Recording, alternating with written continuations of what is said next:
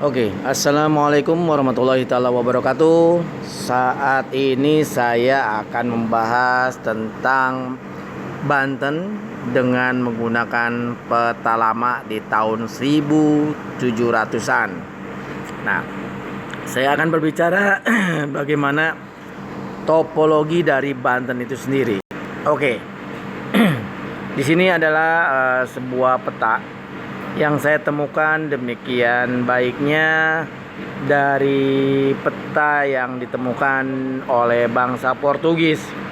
Nah, inilah Banten yang pada masa itu di tahun 1700-an masih menggunakan nama aslinya yaitu Bantam.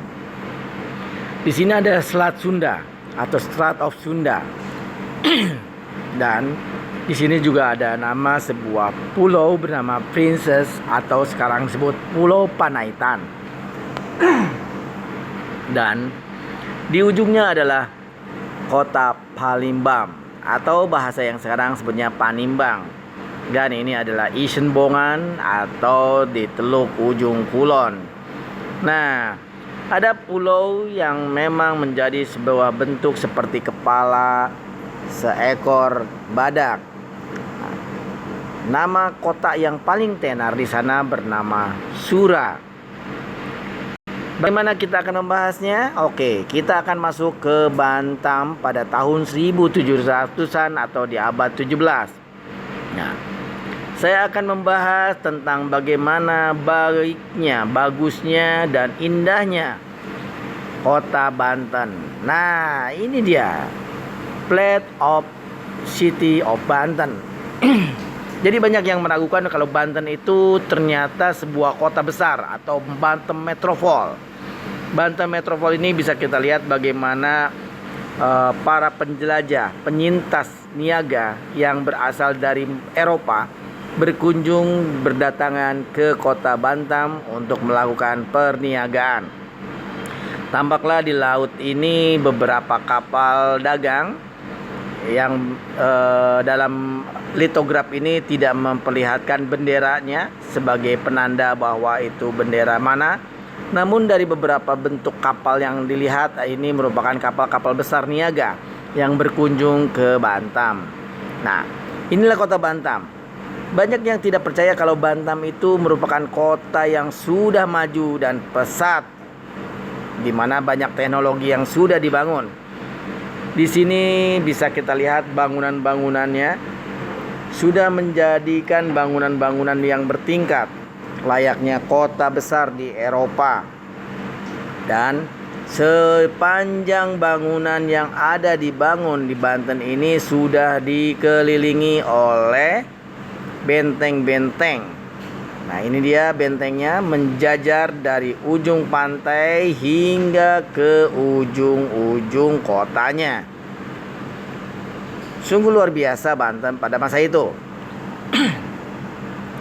Dan Bantam juga mempunyai jalur masuk dari pintu gerbangnya. Nah, ini dia pintu gerbang dari masuk ke wilayah Bantam sendiri ke pedalamannya melalui Mokref atau sungai yang dimasukkan dan dialirkan menuju dalam kota.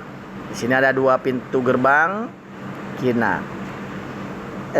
Dari bentuk bangunan yang ada ini, saya melihat ini seperti mengasumsikan bahwa ini adalah bangunan Syah Bandar, di mana dari laut inilah masuk ke wilayah muara di Syah Bandar tersebut. Dan lihatlah bangunan-bangunan sini sudah tingkat 2. Luar biasa Banten pada masanya. Kita akan lihat kembali bagaimana Banten. Apakah ada Masjid Agungnya? Yes. Kita akan coba cari. Ternyata ada bentuk bangunan dengan tanda di atasnya sebuah bintang dan bulan. Tentunya ini menandakan bahwa inilah Masjid Agung Banten.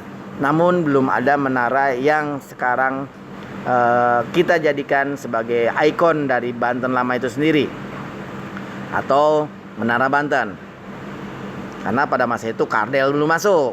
Nah, di lain hal banyak juga kita bisa lihat bagaimana tatanan dari kota Banten itu. Wow, kota Banten seperti apa sih? luar biasanya penataan kota Banten atau kota Intan yang dimaksud oleh para penyintas niaga ini sudah menjadi salah satu kota yang luar biasa terbentuk, rapi dan maju. Penataan tata kotanya dengan kanal-kanal yang ada, dan juga banyaknya bangunan yang ada di dalam benteng yang sudah dibangun oleh Banten itu sendiri. Dan ada bangunan-bangunan di luar bentengnya yang merupakan salah satu bangunan-bangunan dari para masyarakat di luar benteng.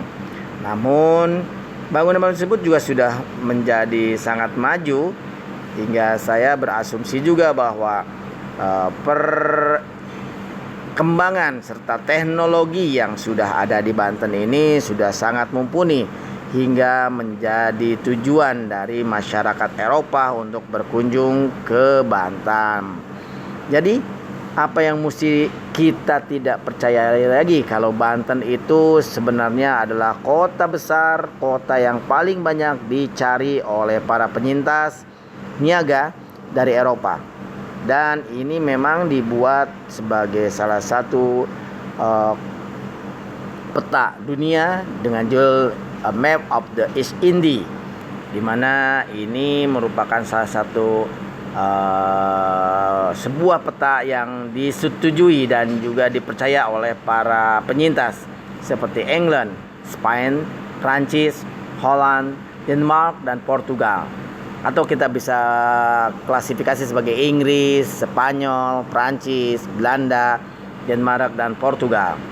Jadi dari beberapa bentuk temuan yang kita dapatkan, ini adalah bentuk map lama di tahun 1700-an yang mencitrakan atau memperlihatkan bahwa Banten sudah sedemikian maju dan pesat dan menjadi tujuan niaga pada masanya sebagai sumber rempah-rempah dunia di abad 16 dan abad 17. Demikian saya menyimpulkan sedikit bagaimana topologi dan topomini dari bangunan Banten dan wilayahnya.